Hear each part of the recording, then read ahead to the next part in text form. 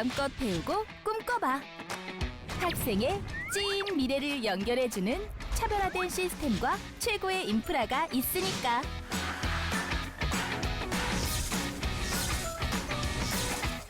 어때? 기대되지 않아?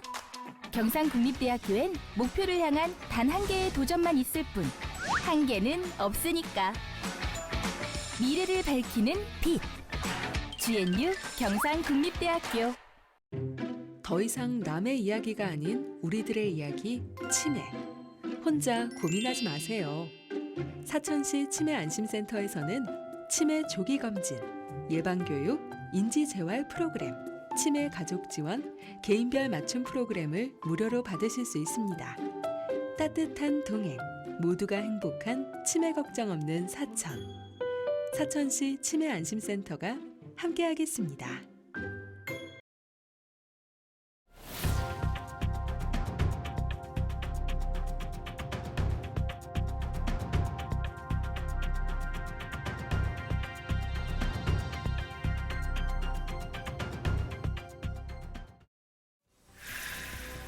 헬리콥터와 드론 등 회전익 항공기의 개발과 시험 비행 등을 할 수 있는 카이 회전익 비행센터가 2년간의 준비 과정을 거쳐 진주시 가산 일반 3단에서 첫 삽을 떴습니다. 한국국제대학교가 40여 년 만에 폐교됐습니다. 한때 학생 수가 5천 명에 달할 만큼 성장하기도 했는데 이제는 기억 속에만 남게 됐습니다. 개교부터 폐교까지 학교의 지난 역사를 돌아봅니다. 문을 닫은 한국국제대에 남아있는 문제는 산더미입니다. 학생들의 편입에서부터 밀린 체불 임금의 처리, 자녀 자산 매각까지 과제가 산적합니다. 일본 원전 오염수 방류가 시작된 지 한 주가 지났습니다. 지역사회에서는 국산 수산물의 안전 확보를 위해 어떤 방식으로 관리를 강화하고 있는지 연일 홍보하고 있습니다. 수산업계에 대한 예산 지원도 시작됐습니다. 진주시가 제2회 추가경정 예산안을 편성해 의회에 제출했습니다. 지난 추경 예산보다 1,360억 원가량 늘었는데 옛 진주역 일대 철도부지 재생 프로젝트에 상당한 비중이 반영됐습니다. 시청자 여러분 안녕하십니까? SCS 뉴스인타임 시작합니다. 헬리콥터와 드론, AAM 등을 통상 회전익 항공기로 지칭하는데요. 진주에 이 회전익 항공기의 개발과 시험 비행 등을 할 수 있는 비행시설이 들어섭니다. 카이 회전익 비행센터인데요. 2년 동안의 준비 과정을 거쳐 첫 삽을 떴습니다. 조서희 기자가 보도합니다. 진주 가산 일반 산업단지입니다. 이곳의 카이 회전익 비행센터 설립이 추진된 건 2년 전부터입니다.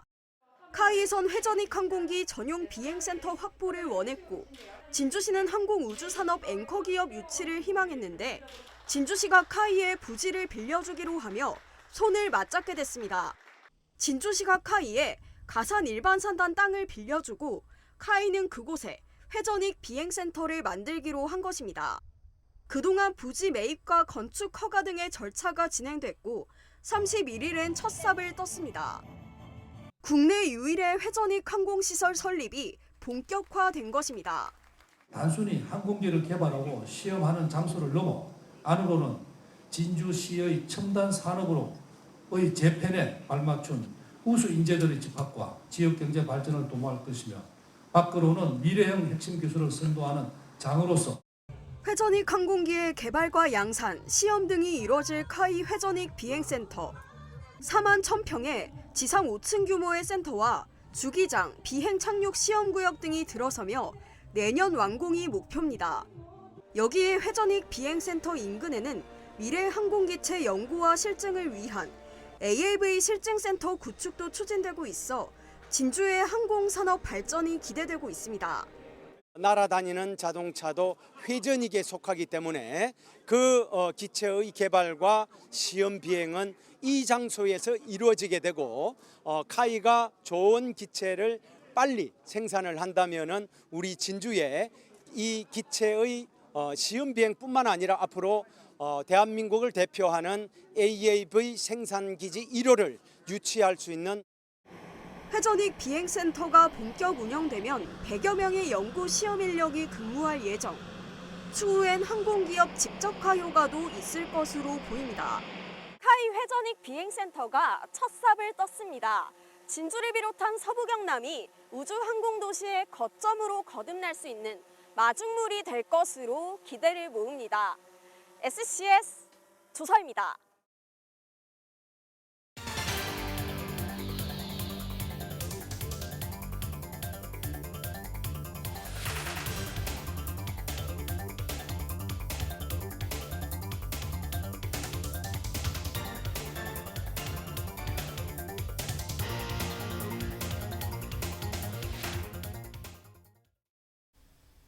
진주 교육계의 한 축이었던 한국국제대학교가 45년 만에 폐교됐습니다. 진주 여자실업전문학교에서 출발해 4년제로 승격되면서 한때 학생 수가 5천 명에 달할 만큼 성장하기도 했는데요. 재단 비리와 부실 운영, 여기에 학생 인구 감소를 견디지 못하고 이제는 기억에만 남게 됐습니다. 개교부터 폐교까지 굴곡의 역사를 김현준 기자가 돌아봤습니다. 20여 년 전 한국국제대 전신인 진주 전문대를 졸업한 이학인 씨. 현재 총동창 회장을 맡고 있기에 폐교 소식은 누구보다 아프게 다가옵니다. 지금까지 정든 학교가 없어지는데 다시 이렇게 학교를 살릴 수 있는 방법은 정말 없는 건가. 한국국제대학교가 8월 31일을 끝으로 역사 속으로 사라졌습니다. 1978년 진주 여자실업전문학교로 개교한 지 45년 만입니다. 1980년엔 남녀공학인 진주실업전문대학으로 확대 개편하고 이후 진주전문대학으로 이름을 바꿨습니다. 당시 취업 걱정이 없는 대학으로 불릴 만큼 입지가 단단했습니다. 1992년 현재 위치인 진주시 문산읍으로 캠퍼스를 이전한 뒤 2003년 4년제 승격과 함께 교명을 진주국제대로 바꾸게 됩니다. 이후 설립재단인 일선학원 측이 횡령 등 학교 운영에 문제를 일으키며 법인이 바뀌고 2008년 현재 명칭인 한국국제대가 됐습니다. 한때 신입생 등록률은 98%로 한 해 1,000명이 넘는 학생이 채워지고 캠퍼스는 활기로 넘쳤습니다.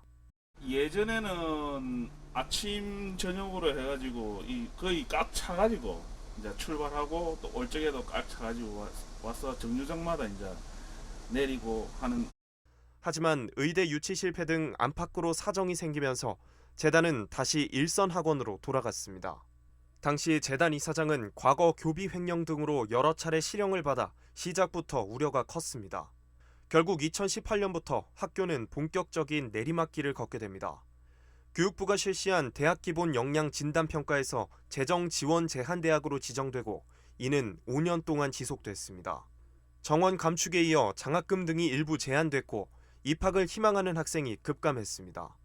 재단은 재정 마련에 난항을 겪었습니다. 교직원 월급이 100억 원 넘게 밀리고 공과금 역시 제때 납부되지 않았습니다. 체육대학으로 전환해 명맥을 이어가려는 노력도 있었지만 이뤄지지 못했습니다.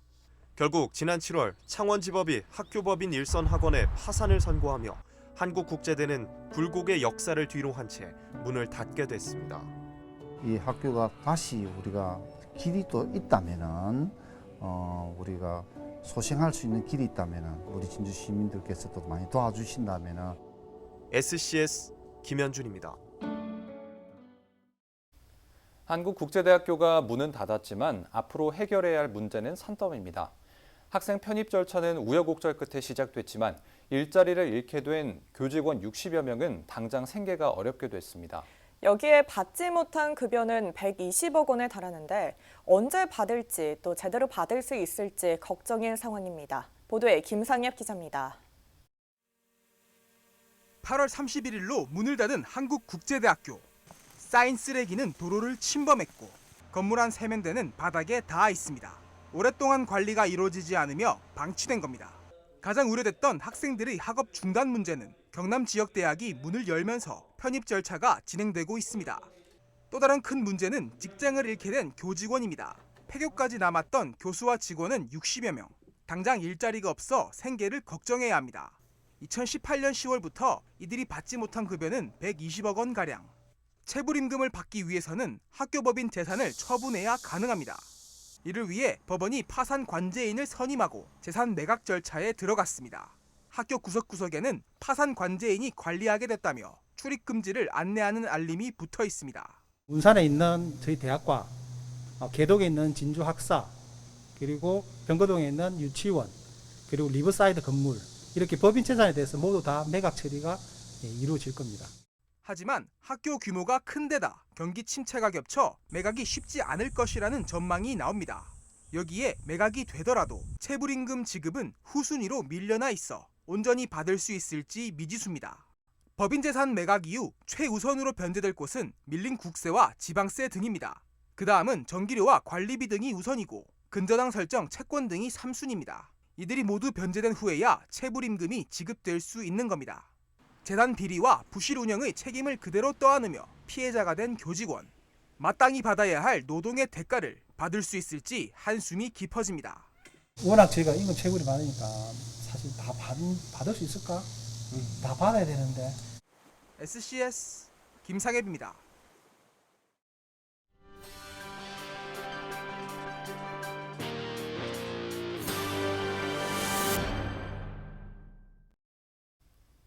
일본이 원전 오염수를 방류하기 시작한 지 일주일이 지났습니다. 지역에서는 국산 수산물의 안전성을 홍보하고 소비를 촉진시키기 위한 움직임이 이어지고 있는데요. 정부는 수산업계를 지원하기 위한 예산을 책정하고 있지만 얼마나 효과가 있을지는 지켜봐야 할 것 같습니다. 허준원 기자입니다. 은색 쟁반 위에 생선 하나가 올라갑니다. 휴대용 방사능 측정기로 생선을 천천히 훑어봐도 별다른 반응이 없습니다. 방사능 물질이 들어있는 생선 모양 인형에 측정기를 가져다 대자 삑삑거리는 기계음과 함께 화면에 표시되는 수치가 급격하게 올라갑니다. 31일 하동군 수협에서 열린 방사능 검사 시연의 모습입니다. 이날 시연회에서는 방사능의 특성과 수치 등의 이해를 돕기 위한 설명도 같이 진행됐습니다. 자연에서 가만히 있어도 우주에서 내려오는 방사선과 땅에서 올라오는 방사선이 있습니다. 가만히 있어도 피폭이 되는데 이 양이 연간 3mS입니다. 일본 원전 오염수 방류로 수산업계 피해가 커지자 이처럼 소비를 촉진시키려는 시도가 곳곳에서 이어지고 있습니다. 수산물 소비 위축의 가장 큰 원인인 불안감을 해소하기 위해서입니다.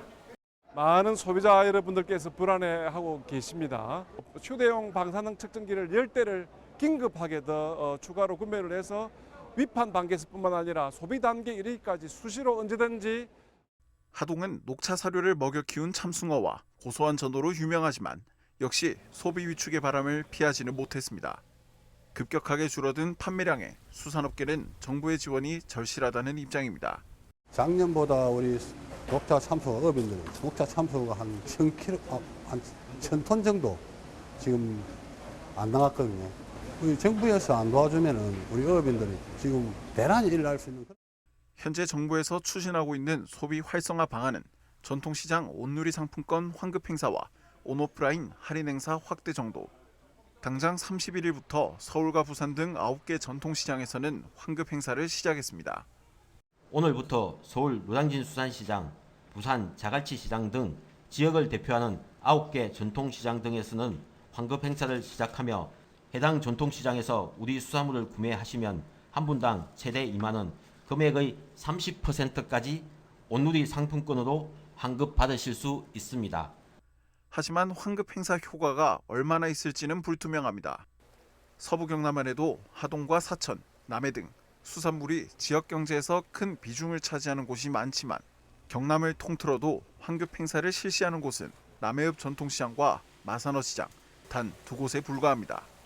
우선 정부는 경영 위기에 처한 어업인을 위해 낮은 금리로 인당 최대 3천만 원까지 지원하는 긴급 경영안전자금을 5배 확대하겠다는 입장. 재정적인 지원과 함께 소비 위축을 해결할 수 있는 근본적인 대책 마련에 더욱 속도를 높일 필요가 있습니다. SCS 허준원입니다. 진주 시내버스 차량 외관과 정류장의 디자인을 개선하기 위한 시민 선호도 조사가 실시됩니다. 현재 버스 차량 외관 디자인은 경상남도의 심벌마크를 형성화한 것으로 지난 20여 년 동안 도내시군에 일괄 적용돼 온 것으로 알려졌습니다. 진주시는 지역 고유의 특성을 반영하기 위해 촉성루를 형상화한 전통과 하모 캐릭터를 활용한 현대 등 2개의 주제로 새 디자인을 만들고 오는 9월 4일부터 24일까지 시민 선호도 조사를 한다고 밝혔습니다. 선호도 조사는 진주시 홈페이지나 버스 차량에 있는 QR코드를 스캔해 참여할 수 있으며 읍면사무소와 동행정복지센터에서도 조사 응답 패널로 현장 참여 가능합니다. 진주시가 9월 1일부터 15일, 16일부터 30일까지 두 차례에 걸쳐 대한민국 동행축제와 연계한 추석맞이 배달의 진주 이벤트를 진행합니다.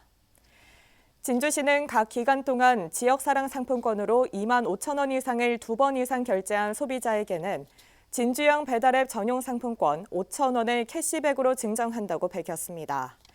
진주형 배달앱 전용 상품권은 올해 1월과 5월에 10억 원씩 발행됐으며 9월 1일 7억 원이 추가로 발행됩니다. 배달앱 전용 상품권은 15% 할인된 금액으로 개인당 월 20만 원 한도 내에서 구매 가능합니다. 2023 산청 세계전통의학 항로화 엑스포 개막을 앞두고 대국민 최종보고회가 열렸습니다. 엑스포 조직위는 31일 산청군 문화예술회관에서 군민 600여 명을 대상으로 한 대국민 최종보고회를 개최했습니다. 엑스포 준비 상황과 주요 콘텐츠가 소개됐으며 행사장 조성과 전시 연출, 이벤트 등도 안내됐습니다. 진주시가 제2회 추가경정 예산안을 편성해 시의회에 제출했습니다. 지난 추경 예산보다 1,360억 원가량 증가한 2조 3,500억 원 규모인데요. 이번 임시회 기간 동안엔 여성기업 지원과 산업재해 예방, 고향사랑기부금 운용 등과 관련된 총 43개의 안건들도 함께 다뤄질 예정입니다. 추경안 주요 내용과 시의원들의 5분 발언을 하준 기자가 정리했습니다. 진주시가 시의회에 제출한 제2회 추경 예산은 2조 3,517억 원, 지난 제1회 추경 예산보다 1,362억 원 증액된 규모입니다.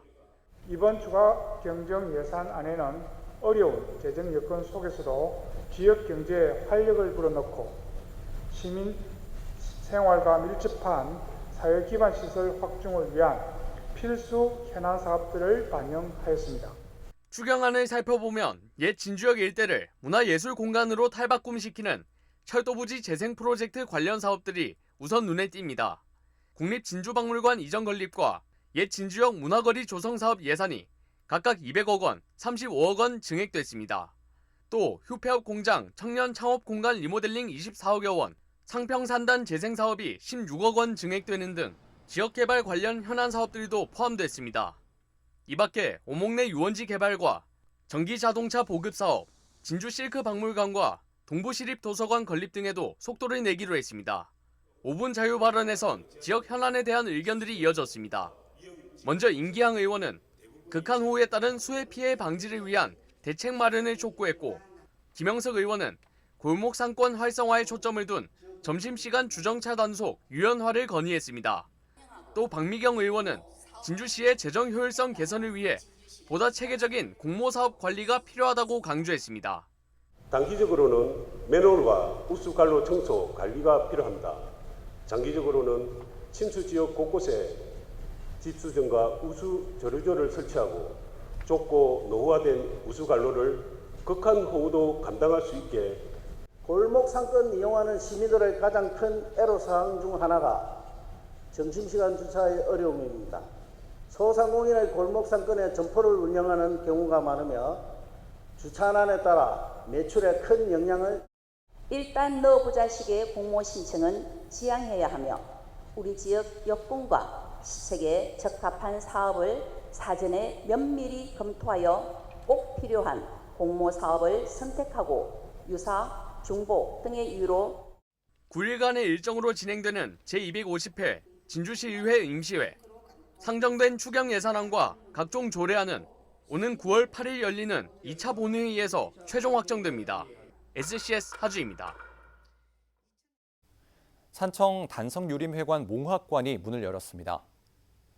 31일 개관한 몽학관은 옛 단성현 객사로 사용됐던 몽학관을 본떠 한옥으로 건립된 곳입니다. 사업비 20억 원이 투입됐으며 유림 단체 사무실과 교육장 등이 조성됐습니다. 남해 독일마을 광장에서 독일식 청년마켓이 9일 첫 선을 보입니다. 남해 관광문화재단이 시범 운영하는 도도한 도르프 청년마켓은 남해군과 전국의 청년들이 참여하는 체험형 플리마켓입니다. 마켓에는 총 23팀의 셀러들이 참여하며 남해 관광 굿즈와 수공예품, 먹거리 등이 판매됩니다. 행사는 당일 오후 6시까지 열리며 싱어송라이터와 전자바이올린 공연 등도 열릴 예정입니다. 경상국립대는 31일 가자 캠퍼스에서 2023학년도 8월 교수 퇴임식을 개최했습니다. 이날 퇴임식에는 정년퇴직과 명예퇴직 교수 20명과 학교 관계자가 참석했습니다. 한편 8월 말로 퇴직한 교수는 사회학과 지승종, 환경산림과학부 추갑철, 대학원 응용생명과학부 정병룡, 해양과학대학 정우건 교수 등입니다.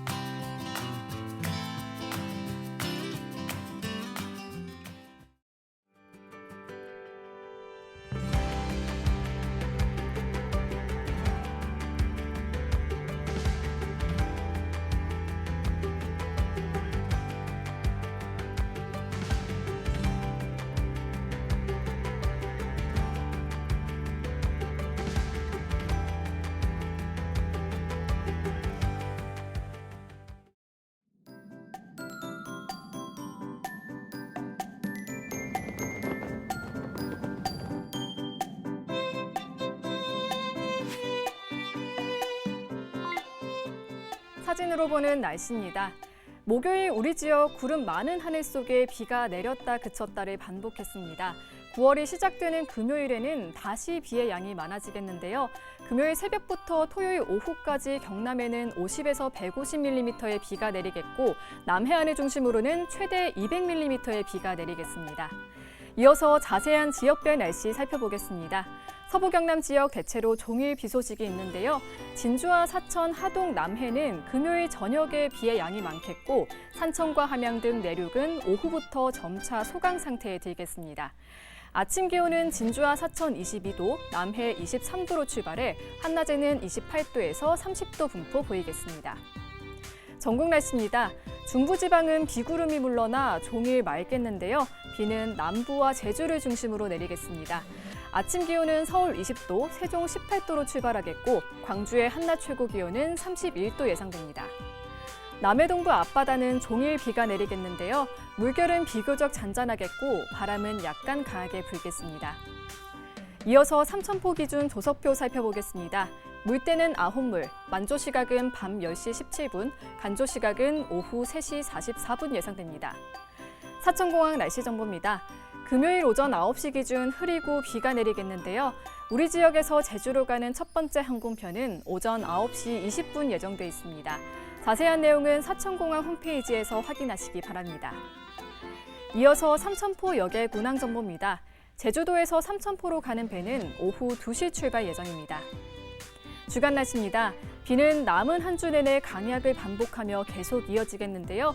비가 그치고 나면 다시 한낮 기온이 30도를 웃돌겠습니다. 기상정보였습니다.